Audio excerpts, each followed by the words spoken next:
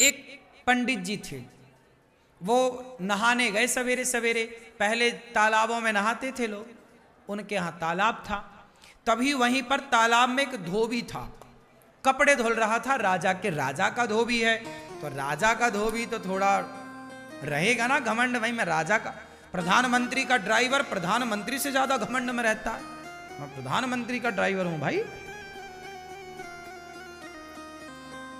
गुरु तो गुड़ चेला शक्कर हो गया। हाँ, गुरु तो गुड़ रहा, चेला शक्कर हो गया। ऐसा ही है। धोबी भाई साहब धुल रहे थे कपड़ा, पंडित जी आए। पंडित जी बड़े भक्त थे, भगवान के उपासक थे। आए, रोज नहाने आते थे, आज भी नहाने आए। अच्छा, उनका नियम था नहाने के बाद सूर्य भगवान को, पहले के लोग नदियों में जाए ना तो नदियों में ही जल चढ़ा देते थे, तालाब में जाए तो तालाब में ही सूर्य भगवान की तरफ मुंह करके सूर्याय नमः आदित्याय नमः भगवान। जब पंडित जी जल चढ़ाने लगे तो धोबी ने कपड़ों को जोर जोर से पीटना स्टार्ट किया। तो जो कपड़ों का गंदा छीटा जल था, छीट नहीं पड़ते कपड़ों का निकलता है, वो गंदा पानी पंडित जी की अंजलि में जाके गिरा हाथ में, और उसी से वो सूर्य भगवान को अर्घ दे रहे हैं। तो सूर्य अर्घ में उस जल में वो कपड़ों का धौमन गिर रहा था, गंदा पानी। जबकि धोबी को चाहिए ये था कि जब कोई जल चढ़ा रहा है तो जरा 1 मिनट के लिए भैया रोक लो कि जल पूरा हो जाए। पंडित जी तो जल चढ़ाते रहे, पंडित जी भी ना रुके, वो अपना जल चढ़ाते रहे। सूर्याय नमः आदित्य, पानी गंदा पड़ता रहा। ये दृश्य भगवान ने देखा। भगवान नारायण लेटे लेटे देख रहे हैं, अरे बड़ा गलत कर रहा। सुदर्शन को आदेश दिया, सुदर्शन जाओ जाओ धोबी का सिर काट के लाओ। सुदर्शन चले धोबी का सिर काटने। जब तक सुदर्शन भगवान पहुंचे तब तक पंडित जी की पूजा हो गई पूरी, और जो पूजा पूरी हुई पंडित जी ने बोला, क्यों रे नालायक, मैं पूजा कर रहा था तुझे दिखाई नहीं पड़ रहा? 2 मिनट रुक नहीं सकता? गंदा पानी डाल रहा। अब पंडित जी जो लड़ाई शुरू की है। धोबी बोला, मैं कम हूं क्या, मैं क्यों काम रोकूं? तुम दूर नहीं जा सकते उस वाले घाट में, तुम्हें भी यहीं आना था। अब सुदर्शन भगवान को आदेश क्या मिला था? भगवान ने क्या बोला? सुदर्शन से जाओ धोबी का सिर काट के आओ। अब सुदर्शन जी आए तो वहां तो लड़ाई चल रही थी पंडित जी में और धोबी में। सुदर्शन घबराए कि भगवान ने कहा है कि धोबी का सिर काटना है, इन दोनों में धोबी कौन है ये कंफर्म नहीं हो रहा। सुदर्शन वापस चले गए। भगवान ने पूछा, हो गया सिर काटने का काम? अरे प्रभु ये तो बताओ कि उन दोनों में धोबी कौन है? धोबी तुम्हें नहीं पता? अरे बोले दोनों वो लड़ रहे थे। अब दोनों जब लड़ रहे, दोनों का स्वभाव एक सा है तो कैसे पहचाना जाए? आप भी तो धोबी की तरह हो गए। यदि धोबी गलत था तो पंडित जी आप भी तो उससे लड़के उसकी तरह हो गए। अब उसमें और आप में अंतर क्या रहा? तो सुदर्शन भगवान बोले, वहां तो 2 धोबी हैं, किसे काटना है बताओ? सुदर्शन भगवान से भगवान ने कहा, तुम वापस आओ, किसी को मत काटो। क्या मतलब हुआ इसका? क्या सीखा आपने इस कथा से? जब जवाब आप स्वयं देते हैं तो भगवान चुप हो जाते हैं कि जवाब तो आपने दे दिया। पंडित जी ने जवाब ना दिया होता उस धोबी को तो भगवान जवाब देते कि नहीं? इसलिए कोई आपको गाली दे, आपको अपमानित करे, आप तो सॉरी कान पकड़ लो भैया, आप सही हम गलत। आप जब आप जवाब नहीं देते तो ईश्वर जवाब देते हैं, और आप जवाब दे देते हैं तो भगवान ठंडे पड़ जाते, भैया तुम ही निपटो सुलझो, फिर हमें काहे, तुम कर लो अपने। जब तुझसे ना सुलझे तेरे उलझे हुए धंधे, तब भगवान के इंसाफ पे छोड़ दे ए बंदे, वही तेरी मुश्किल आसान करेगा, जो तू ना कर सका वो भगवान करेगा। जो आपसे नहीं होता ना वही भगवान करते हैं। इसलिए जवाब मत दो। क्यों मेरी मां? जवाब ना देना चाहिए।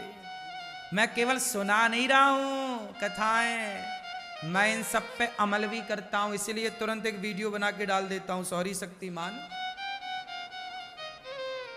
कोई भी बात हुई, हाँ, क्षमा बहुत बड़ा हथियार है ये क्षमा। जो तलवार नहीं काट सकती ना, वो क्षमा की तलवार काट देती है। क्यों जी, बात सही है। दुशासन ने द्रौपदी से क्षमा मांग ली होती, दुर्योधन ने द्रौपदी से क्षमा मांग ली होती कि मैंने तेरे कपड़े उतारे द्रौपदी, गलती हो गई, क्षमा। एक क्षमा मांग ली होती दुर्योधन ने, तो क्या महाभारत होता? बच जाते ना लाखों लोग कटने से। हाँ, ये जो क्षमा की तलवार है ना मेरी मां, ये लोहे की तलवार से ज्यादा शक्तिशाली है या नहीं? कितने लोग मानते हैं इस बात को कि ये सॉरी की तलवार, क्षमा की तलवार बहुत सारी तलवारों को उठने से रोक देती है? हाँ या ना? समझ लेना मेरी मां। इसलिए झगड़ा होगा ही नहीं यदि आप मेरी बात मानो तो। कोई झगड़ा नहीं, छुट्टी। तो पति को रोज एक सॉरी बोलो, पत्नी को रोज एक सॉरी बोलो, और सास को 2 बोल दिया करो, बड़ी है ना। पिताजी को 1 बोलो, ससुर को 1 बोलो, पति को 1 बोलो, पत्नी को 1, पर सास को, और सासू मैया आप भी बहू को 3 सॉरी बोला करो। एक इसलिए कि तेरे बाप ने तेरी जैसे पैदा कर दी, सॉरी। एक मेरे बेटे का मैंने तेरे से ब्याह कर दिया, सॉरी। और एक तू मेरे ऊपर चढ़ाई कर रही, इसके लिए सॉरी। हाँ। तो सास बहू को कितनी सॉरी बोले? 3। अब सॉरी नहीं बोलो मैया तो फिर लड़ो बहू से, फोड़वाओ सिर अपना। वो तो जवान है, बलवान, एक मारेगी तुम्हारे दांत टूट जाएंगे 3-4। या तोड़वाओ अपने दांत। बहू से नहीं लड़ना चाहिए, बहू बलवान है, अभी उसका समय है। अभी बहू का क्या है? जवानी है, समय है, रुतबा है। जब ये खुद बूढ़ी होगी तब अक्कल आएगी इसे। जवानी अंधी होती है, मैंने सुना है। ये बात सही है कि गलत है? क्या होती है जवानी? क्या होती है? क्यों भैया, जवानी क्या होती है? हाँ, इसलिए अंधी जवानी में उन्हें दिखता ही नहीं कि माँ भगवान होती है, पिता भगवान होता है। काश वो आंखों की पट्टी हटती तो माता पिता में भगवान नजर आते, फिर भला कोई जवान बच्चा, बहू या बेटा अपने बूढ़े माँ बाप का सम्मान क्यों ना करता, अपमान क्यों करता? अंधा है इसलिए तो बाप में भगवान नजर नहीं आया। जवानी है ना साहब, खून गर्म है, अंधी है। इसलिए सास को कहती है बुढ़िया ज्यादा बोल मत, क्योंकि ये बहू नहीं बोल रही है, ये उसका समय बोल रहा है। लेकिन समय अर्जुन का था कि वो महाभारत जीत गए, लेकिन वही अर्जुन का जब समय बिगड़ा तो जंगल के भीलों से हार गए थे। बोलो हाँ, अर्जुन किसको हराए? महाभारत में सबको हराए। अर्जुन बड़े धनुर्धर हैं, बोलो हाँ, लेकिन वो बड़े धनुर्धर अर्जुन, महाभारत को जीतने वाले अर्जुन, जब समय बिगड़ा तो जंगल के भीलों से हारे थे कि नहीं? जब द्वारिका से भगवान कृष्ण की पत्नियों को लेकर आ रहे थे तो रास्ते में जंगल के भील मिल गए और युद्ध हुआ, हार गए, टिक ना पाए अर्जुन, भागना पड़ा, छीन ली भगवान की पत्नियों को। हाँ, अर्जुन का अभिमान मिटाने के लिए भगवान ही कोल भील बन के आए थे, ताकि घमंड में अर्जुन ना रहे। हम जीते हैं इसका मतलब हम नहीं जीते भाई, समय ने जिताया है। और हम हारे हैं तो हम नहीं हारे। आप कुछ भी नहीं हैं, आप कुछ भी नहीं हैं, समय आपको सब कुछ बनाता है। समय अच्छा है तो लोग आपके पांव धोते हैं, पांव पे गिरते हैं, और समय बिगड़ जाए तो लोग लात मारते हैं। क्यों? आपका समय अच्छा है तो लोग आपकी तारीफ करते हैं। आप में कोई अवगुण है भी तो लोग उस अवगुण को नहीं देखते, क्योंकि आपका समय है। और जब समय बिगड़ता है तो लोग अच्छाई नहीं देखते, फिर केवल हाँ समय समय पर होता है समय समय की बात। राम जन्म का दिन बड़ा, कृष्ण जन्म की रात। ये बहुओं का जो टाइम चल रहा है ना, सास पे अत्याचार कुछ बहुएं कर रही हैं, ये इनका टाइम चल रहा है। इसलिए सासू माँ रही मन चुप हो बैठिए, सासू माँ तुम चुपचाप बैठो, रही मन चुप हो बैठिए, देख दिनन के फेर। सब तो लिखा तुम्हारे ऋषि मुनियों ने। जब समय अनुकूल ना हो तो चुपचाप होके दुबक के बैठ जाओ। बहू बोलती रह, तेरा टाइम है रे बोल, तेरी आएगी तब तुझे, तब तक के लिए मैं चुप हूं।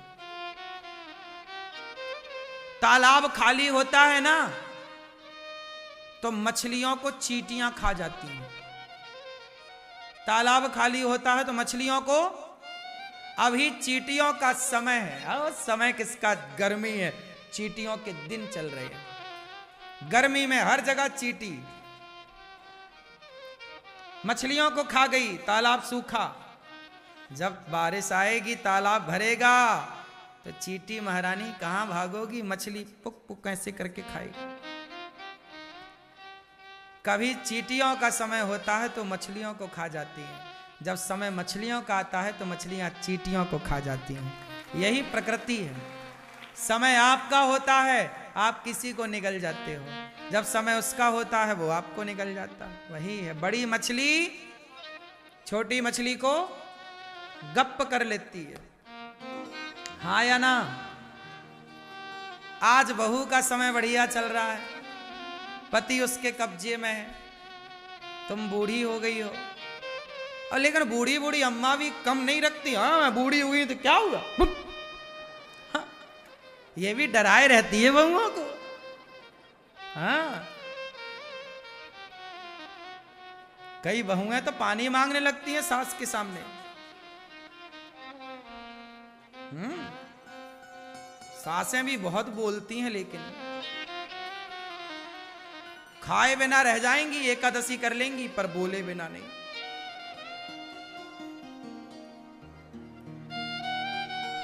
इसलिए मैं सारी समस्याओं का एक समाधान दे रहा हूं। सास बोलेगी कितने सॉरी, बोलो मैया, और बहू बोलेगी कितने सॉरी, 2। मैया बहू है कहां है, 3 सॉरी बोलना, ये प्रपंच बिल्कुल ना पालना, कुछ ना बोलना, सॉरी बस, बहू सॉरी सॉरी सॉरी, गिन के 1 सॉरी 2 सॉरी 3 सॉरी, ये बहू तू संभाल अपना सॉरी। ये प्रपंच तुम यहीं बोल रही हो, बहू के सामने कितना बोलती होगी। चुप रहो बस, कुछ भी ना बोलो। कुछ भी ना बोलने के बड़े फायदे हैं।